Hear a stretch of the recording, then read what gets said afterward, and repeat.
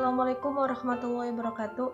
Perkenalkan, nama saya Alin Oktaviana dari jurusan Hukum Ekonomi Syariah kelas A semester 4.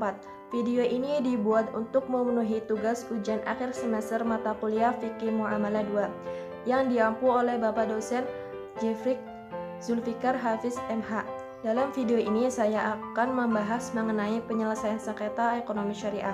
Sengketa adalah pertentangan atau konflik yang berarti adanya oposisi atau pertentangan antara orang-orang atau sekelompok atau organisasi terhadap satu objek permasalahan, di mana sengketa merupakan pertentangan antara dua pihak atau lebih yang berawal dari pemikiran yang berbeda tentang suatu kepentingan atau hak milik yang menimbulkan akibat hukum bagi keduanya.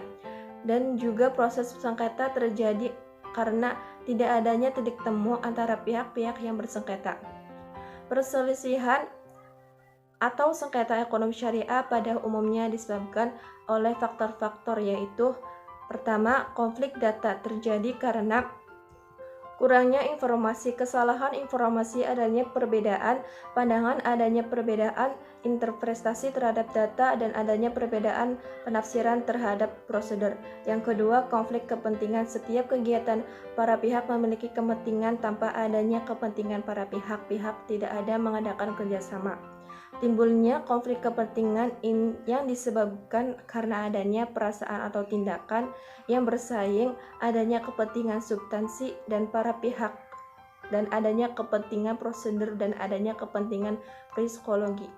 Yang ketiga, konflik hubungan akan terjadi disebabkan oleh adanya emosional yang kuat, adanya kesalahan persepsi dan kesalahan komunikasi. Yang keempat, konflik struktur akan terjadi disebabkan oleh adanya pola merusak perilaku dan interaksi. Yang terakhir, konflik nilai akan terjadi disebabkan oleh adanya perbedaan kriteria evaluasi pendapat atau perilaku, adanya perbedaan pandangan hidup dan ideologi dan agama.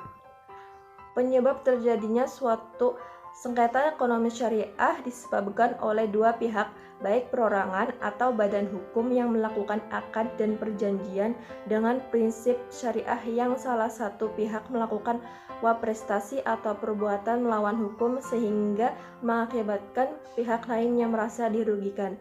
Penyelesaian sengketa syariah dikenal dengan dua metode, yaitu penyelesaian secara litigasi dan penyelesaian secara non-litigasi. Penyelesaian sengketa ekonomi syariah secara litigasi. Penyelesaian sengketa ekonomi syariah merupakan kompetensi atau kewenangan peradilan agama yang didasarkan pada penjelasan poin 1 pasal 49 Undang-Undang Nomor 3 Tahun 2006 tentang perubahan Undang-Undang Nomor 7 Tahun 1989 tentang peradilan agama, serta ditegaskan kembali pada pasal 55 ayat 1 Undang-Undang Nomor 21 Tahun 2008 tentang perbankan syariah yang menyatakan apabila terjadi sengketa di bidang perbankan syariah, maka penyelesaian sengketa dijalankan ke peradilan agama. Sedangkan penyelesaian sengketa non-litigasi di Indonesia, penyelesaian sengketa melalui jalur non-litigasi diatur dalam pasal, yakni pasal 66 Undang-Undang Nomor 30 Tahun 1999 tentang arbitrase dan alternatif penyelesaian sengketa. Metode penyelesaian sengketa melalui jalur non-litigasi sebagai berikut. 1. Penyelesaian sengketa melalui negosiasi. 2. Penyelesaian sengketa melalui mediasi. 3. Penyelesaian sengketa melalui arbitrase. 4. Penyelesaian sengketa melalui konsiliasi. Dan yang terakhir, sumber hukum dalam penyelesaian sengketa syariah. Sumber hukum formil.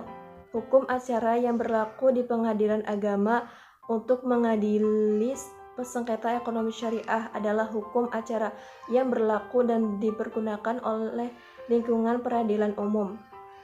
Ketentuan ini sesuai dengan pasal 54 Undang-Undang Nomor 7 Tahun 1989. Yang kedua, sumber hukum material, yaitu Al-Quran dan hadis. Sekian dari saya. Semoga bermanfaat. Wassalamualaikum warahmatullahi wabarakatuh.